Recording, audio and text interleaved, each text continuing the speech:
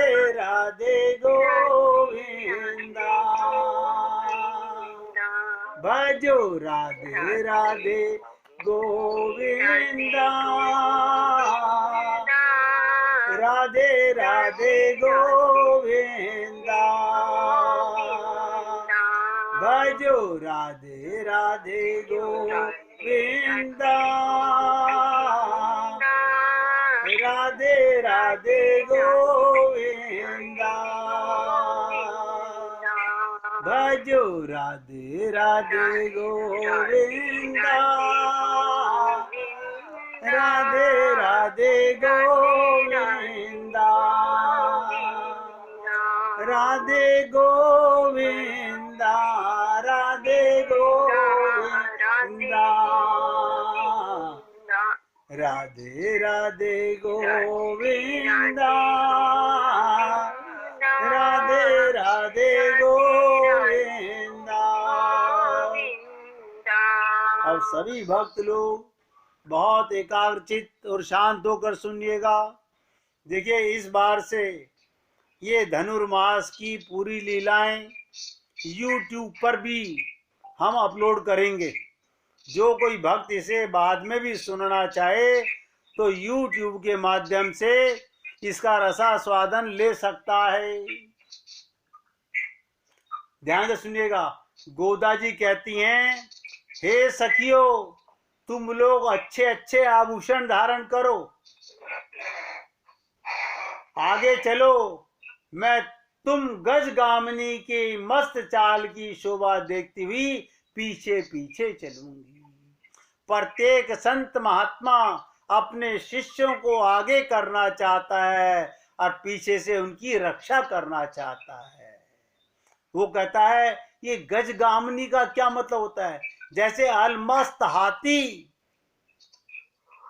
ईश्वरीय इच्छा के प्रेम में अपना श्रृंगार करके जो ज्ञान भक्ति वैराग्य आदि आभूषण धारण करते हैं, ये आभूषण ज्ञान भक्ति और वैराग्य को आभूषण बना के धारण करो। उनके हृदय में भगवान सदा बसते हैं। मैं उन आभूषणों की बात नहीं कर रहा हूं जो आपको छोड़ के जाने हैं। ज्ञान, आत्मज्ञान, भक्ति, भगवान श्री कृष्ण से संबंध और वैराग्य, अब हमारा संसार से कोई संबंध नहीं, ऐसे आभूषण धारण करके उनके हृदय में भगवान सदा बसते हैं और उनके अंग को शोभा भी लोक से विलक्षण होती है। उस अंग शोभा के भीतर के रस का अभिव्यक्ति उसी प्रकार होता है जिस प्रकार साल का छोटा पौधा हरा भरा होकर अपने भीतर भूमिगत रस की सत्ता प्रकट करता है। इन गोप कन्याओं को श्री कृष्ण का संयोग प्राप्त हो जाने के फलस्वरूप इन सबके अंग कांति युक्त हैं। इसी कांति को लक्ष्य करके गोदा देवी उनको बुलाती हैं और क्या कहती हैं, हे शालिनी, ब्रज की गोप बालाओ। देखिए, प्रत्येक आत्मा गोपी है। ये गोपी का तात्पर्य होता है ईश्वरीय प्रेम को छुपाकर रखना, गोपनीय। वहां पुरुष नहीं होता, वहां स्त्री नहीं होती, वहां केवल आत्मा गोपी होती है। यहाँ पर ब्रज और ब्रज गोपियाओं से ऐश्वर्य का वर्णन किया गया। ब्रज का ऐश्वर्य तो यह है, श्री कृष्ण के सौलभ्य, दयाशील और आदि गुणों से ये पूर्ण प्रकाशवान है। भागवत में कहा गया, जयति ते धिकम जन्मनाज ब्रजा, यानी कहने का मतलब परम पद में तो सब कोई भगवान के समान ही सुख आदि से संपन्न हो जाते हैं। वहां कोई दीनहीन चेतन है ही नहीं, इसलिए वहां दया आदि गुणों के प्रकाश का कोई प्रश्न ही नहीं पैदा होता। परम पद में सब चेतनों को भगवान के नित्य संग योग प्राप्त होता है। यहाँ किसी प्रकार का संकट नहीं। इस ब्रज के गोकुल ग्राम में परात्परम तम पूर्ण ब्रह्म श्री कृष्ण नियामक होकर गोकुल वासियों के खिलौना बने हुए हैं। क्या मतलब? भगवान भक्त के हाथों का खिलौना बन जाते हैं। परम पद पाने वाले श्री भगवान के अनुभव के लिए चेतन को इस प्राकृतिक देह का त्याग करके, ध्यान दो, शरीर से अपना मन हटाकर चिन्मय देह धारण करना पड़ता है। भावनात्मक देह धारण करो। अगर आप अपने को स्त्री पुरुष मानते रहे तो कभी गोपी भाव को नहीं प्रकट हो पाओगे और गोकुल ग्राम में शरीर बदलने की आवश्यकता नहीं, प्रकृति देह से ही भगवान का अनुभव हो जाता है। वशिष्ठ, वामदेव आदि ऋषियों की निवास भूमि आचार प्रधान अयोध्या की तरह भी ये गोकुल ग्राम नहीं।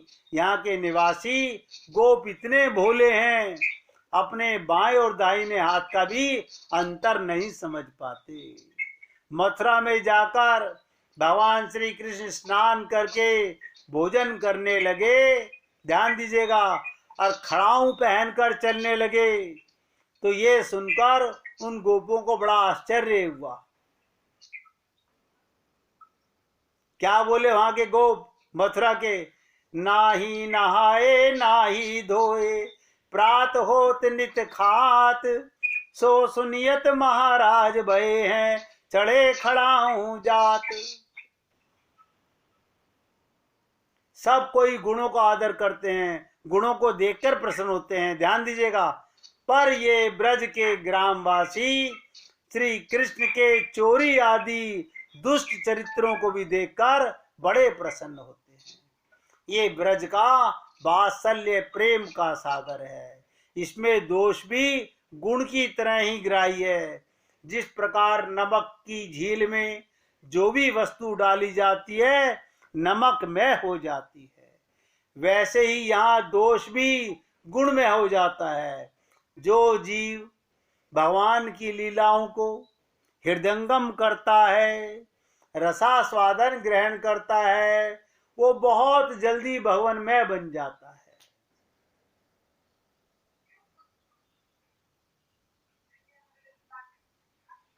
ये हमारे मन की धारणा है कि हमें भगवत प्राप्ति करने के लिए अपने मन में कोई नियम नहीं, कोई कायदे कानून नहीं। मैं सबसे कह रहा हूं, आप भगवान का प्रेम, भगवान की लीला, भगवान का भजन, भगवान का कीर्तन 24 घंटे खाते पीते सोते जागते कभी कर सकते हो। प्रेम का कोई नियम नहीं होता। सब कुछ परित्याग कर केवल भगवान से प्रेम पाने के लिए ये जीव सदा अधिकारी है। श्री लक्ष्मण जी श्री राम जी के सनिधि के लिए आत्मा से भी विलग होने के लिए उद्यत हो गए। जब श्री राम ने वन में उन्हें साथ ले जाने के लिए स्वीकार कर दिया, तब उनकी आत्मा में अपूर्व प्रसन्नता हुई। देखिएगा लक्ष्मण जी ने क्या कहा, मैं किसी माता पिता को नहीं जानता, मेरे तो माता पिता केवल तुम हो, तुम्हें छोड़कर मैं कहीं नहीं रह सकता। भगवान राम को उन्हें अपने साथ वन में ले जाना पड़ा। रावण के भवन से हटकर एवं स्त्री पुत्र परिवार मित्र और लंका सबका त्याग कर समुद्र के तीर पर जब विभीषण ने रामचंद्र के चरणार बिंदों की शरण ली, तब उन्हें श्री राम के विशेष अलंकृत किया गया। भगवान ने उनको भी हृदय से लगाया। सिर्फ हमें क्या करना है, सच्चे हृदय से भगवान की शरणागति ग्रहण करनी है। विभीषण का सौभाग्य और ऐश्वर्य इसी में है, उसने अनुचित आश्रय का त्याग कर समाचीन परम आश्रय भगवान श्री राम की शरण ग्रहण की।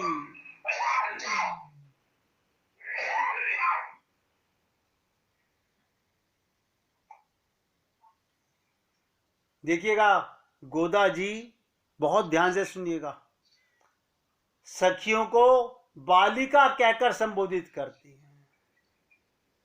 कि बालिका क्या होती है? बच्चा बुद्धि, यानी क्लीन स्लेट।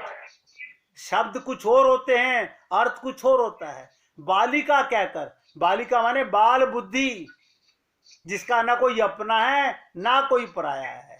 भगवान कब मिलते हैं? जब हम क्लीन स्लेट हो जाते हैं, जब हमारी बाल बुद्धि हो जाती है, तभी हम शरणागति कर सकते हैं। आप कोई व्यक्ति ये सोचे मैं 70 साल का होकर शरणागति कर रहा हूं, तो इसका मतलब 70 साल की बुद्धि लेकर के शरणागति कर रहा है।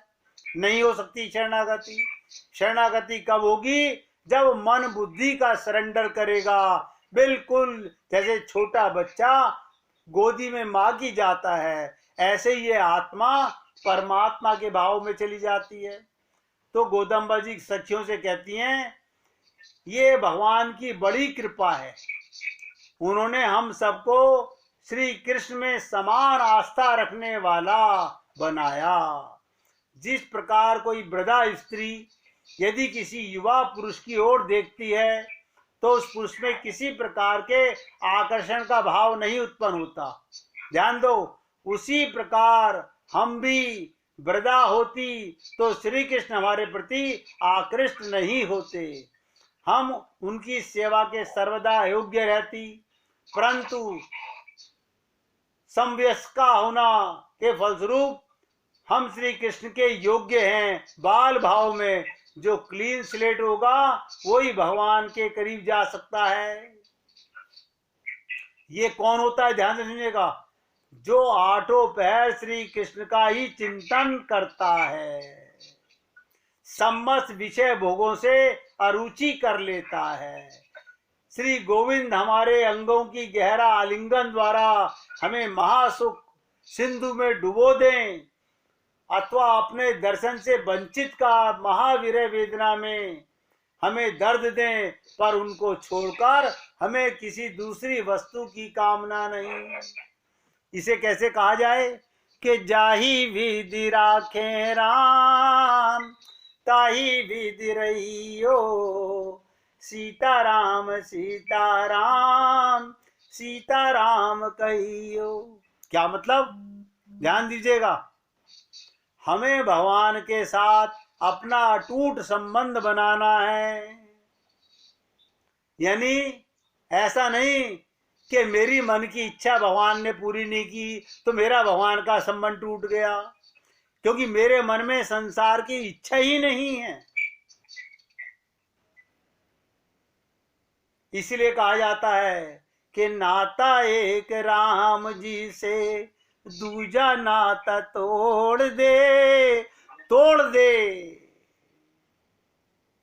तो गोदा जी अपनी सखियों से कहती हैं, अब तो नंद बाबा बहुत तीक्ष्ण भाला हर समय हाथ में लिए रहते हैं और उससे क्रूर कर्म करने के लिए सदा तैयार रहते हैं। पहले इनके पैरों से यदि हरी घास भी म्लान हो जाती तो कांपने लगते हैं, परंतु जब से इनके घर में श्री कृष्ण का जन्म हुआ है और पूतना आदि ने उपद्रव किए हैं, तब से उन सब से भयभीत होकर श्री कृष्ण की रक्षा के लिए ये सदा भाले से लैस रहते हैं।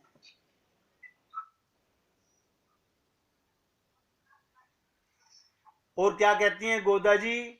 श्री कृष्ण को देखकर श्री नंद बाबा सदा आनंद में निमग्न रहते हैं। इनके लाड़ प्यार से श्री कृष्ण इतने सिर चढ़ गए हैं, किसी से भी नहीं डरते और स्वच्छंद होकर घर घर माखन चोरी आदि करते हुए भांति भांति के नित्य नूतन खेल खेलते हैं। गोकुलवासी उल्हाने को अनुसार उन्हें कहते हैं, श्री नंद बाबा अपने व्यवहार से श्री कृष्ण को अपने उपद्रव उदंडता को बढ़ाने में प्रोत्साहन देते हैं। तो गोदम्बा जी कहती हैं, हे सखियों, माता यशोदा बड़ी भाग्यवती हैं। उन्होंने श्री कृष्ण के सौंदर्य का पूर्ण रूप से आस्वादन किया है। वे सौंदर्य उनकी आंखों में समाया हुआ है। माता यशोदा के नेत्र श्री कृष्ण सौंदर्य से भरे हुए पात्र हैं। आपका हृदय जिस दिन भगवान के प्रेम से भर जाएगा, उसी दिन जिस दिन आपका संबंध भगवान से बन जाएगा, उसी दिन प्रत्येक जीव को जित देखूं तित श्याममयी भाव प्रकट हो जाएगा। बहुत एकाग्रचित होकर सुनिएगा। कहते हैं माता यशोदा ने नेत्र श्री कृष्ण के सौंदर्य से भरे हुए पात्र हैं। उस पात्र में सौंदर्य अट नहीं रहा है, इतना सौंदर्य भगवान का इधर उधर बिखर रहा है, उसे जन परिजन सब पाना चाहते हैं। यानी कटोरे से बाहर प्रेम रस भटक रहा है। विविध प्रकार से श्री कृष्ण सौंदर्य, सोते जागते, जमाई लेते हुए, स्तनपान करते, हंसते खाते, चलते फिरते दौड़ते, गुस्से में लाल आंख करके, तुतली वाणी बोलते, रोते आदि समय का सौंदर्य, नवनीत भक्षण सौंदर्य, गोद में लेते समय का सौंदर्य, दंड देने के लिए उद्यत, ये सब बातें यशोदा के हृदय से बाहर बिखर रही है। यशोदा का प्रसंग इसलिए कहा गया, उनके द्वारा श्री कृष्ण के उत्थान में सहायता मिलेगी। यशोदा के लाड़ प्यार के कारण स्वच्छंद विहार करने वाले श्री कृष्ण को गोदा जी कहती हैं, जैसे सिंगनी का बच्चा उसके स्तन को पान करके उसके वात्सल्य प्रेम से पोषित होकर अकड़ कर चलता है, उसी प्रकार यशोदा के वात्सल्य प्रेम रस से पोषित होकर श्री कृष्ण निर्भय होकर स्वच्छंद घूमते हैं। एक एक शब्द पे ध्यान देना। भगवान श्री कृष्ण का क्या आदेश है? एक बार एक अत्यंत गरीब महिला जो श्री कृष्ण पर अटूट विश्वास करती थी, अत्यंत ही विकट स्थिति में आ गई।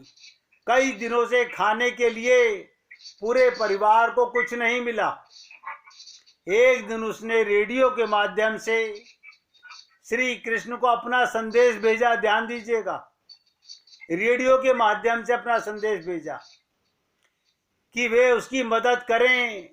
ये प्रसारण एक नास्तिक, घमंडी और अहंकारी उद्योगपति ने सुना। ये प्रसारण किसने सुना? एक नास्तिक, घमंडी, अहंकारी उद्योगपति ने सुना, और उसने सोचा क्यों ना इस महिला के साथ कुछ ऐसा मजाक किया जाए कि उसकी श्री कृष्ण के प्रति आस्था डगमगा जाए। उसने अपने सेक्रेटरी को कहा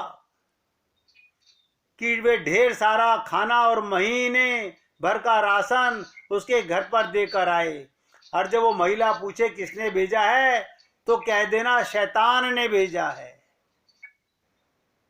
देखिएगा, जिसको कई दिनों से भूखे रहते हुए पूरा परिवार भूख से परेशान है, और उसने रेडियो के माध्यम से भगवान श्री कृष्ण को संदेश भेजा, और एक शैतान ने, घमंडी, नास्तिक, अहंकारी उद्योगपति ने अपने सेक्रेटरी से खाना और राशन भिजवाया और कहा जाके बोलना एक शैतान ने भेजा, राक्षस ने भेजा है।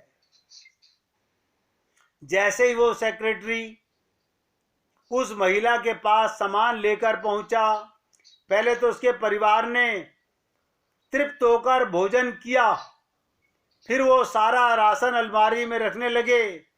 जब महिला ने पूछा नहीं कि ये सब किसने भेजा, तब सेक्रेटरी से रहा नहीं गया। उसने कहा आपको क्या जिज्ञासा नहीं होती ये सब किसने भेजा है? उस महिला ने बहुत सुंदर जवाब दिया, मैं इतना क्यों सोचूं। महिला ने कहा मैं इतना क्यों सोचूं और क्या पूछूं? मुझे मेरे श्री कृष्ण पर पूरा भरोसा है। मेरा कृष्ण जब आदेश देता है तो शैतानों को भी उस आदेश का पालन करना पड़ता है। सेक्रेटरी को बताना नहीं पड़ा कि शैतान ने भेजा है। वो महिला कह रही है शैतान राक्षस को भी भक्त के चरणों में लौटना पड़ता है। इसलिए मेरे भाई, मैं आप सबका ध्यान इस ओर खींचना चाहता हूं कि अगर भगवत प्राप्ति करनी है, श्री कृष्ण का अनुभव ही यहाँ तीर्थ स्थान है। अचेतन पदार्थों की तरह ये चेतन आत्मा भगवान का अनन्यार भोग्य है, उन्हीं के लिए। अतएव यही स्त्री दृश्य होने से स्त्री है, ये स्त्रियों के आभूषण हैं, ज्ञान वैराग्य और भक्ति। इनको धारण करके सौभाग्यवती ये आत्मा होकर भगवान की सेवा में लग जाना चाहिए। तो गोदम्बा जी आखिरी बात क्या कहती हैं कि सखियों, ऐसा व्रत अनुष्ठान करो जिससे हमारे विरोधी भी, जो हमें श्री कृष्ण से अलग रखना चाहते हैं, हमारे अनुकूल हो जाएं और हमारे व्रत की प्रशंसा करने लगें, देश भर में प्रशंसा करें। हे सखियों, तुमसे मेरी प्रार्थना है, इस व्रत अनुष्ठान की भावना के रहस्य को, मेरे अभिप्राय को, इस व्रत के स्वरूप को समझो और इस गाथा के उपदेश को, गूढ़ अर्थ को ग्रहण करो। ये सब बातें मैंने आपसे निवेदन किया। तो कहने का तात्पर्य, हमारे मन में एक भाव प्रेम का, देखिएगा कुछ भक्त लोग जो हैं, जिनको भजन सुना हुआ है, गाया हुआ है, वो तो गाएंगे, और जो नहीं गाना जानते वो गा सुन करके फिर गाएंगे। कहीं भी चैन जो लेने न देव, चाह सच्ची है। कहीं भी चैन जो लेने न देवो, चाह सच्ची है।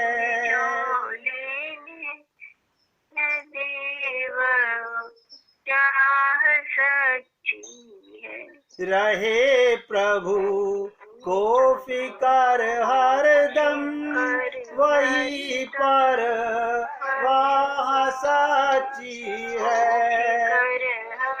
रहे प्रभु को फिकर हरदम, वही पर वाह सच्ची है।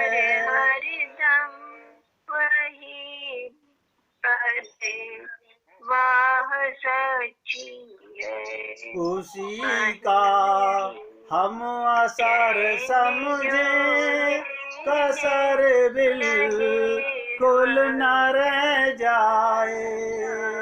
समझे कसर बिल्कुल न रह जाए। कहीं भी चैन जो ले न देवे, चाह सच्ची है। कहीं भी चाह सच्ची है।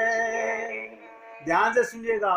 विरह का दर्द भड़काती रहे वह आह सच्ची है। भड़काती रहे वह सच्ची है। विरह का दर्द भड़काती रहे वह आह सच्ची है।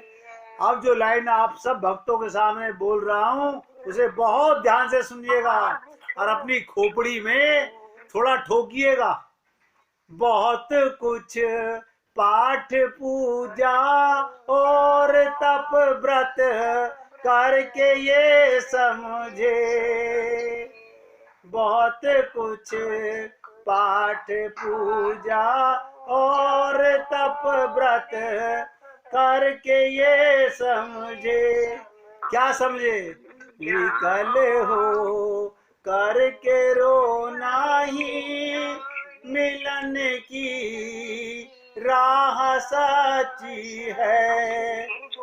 विकल हो करके रो नाही, मिलन की राह सच्ची है। कहीं भी चैन जो लेने न देवे, चाह सच्ची है।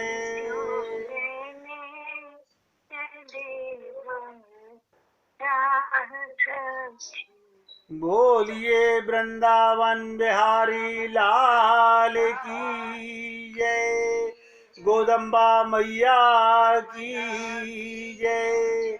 जय जय श्री राधे, जय जय श्री राधे।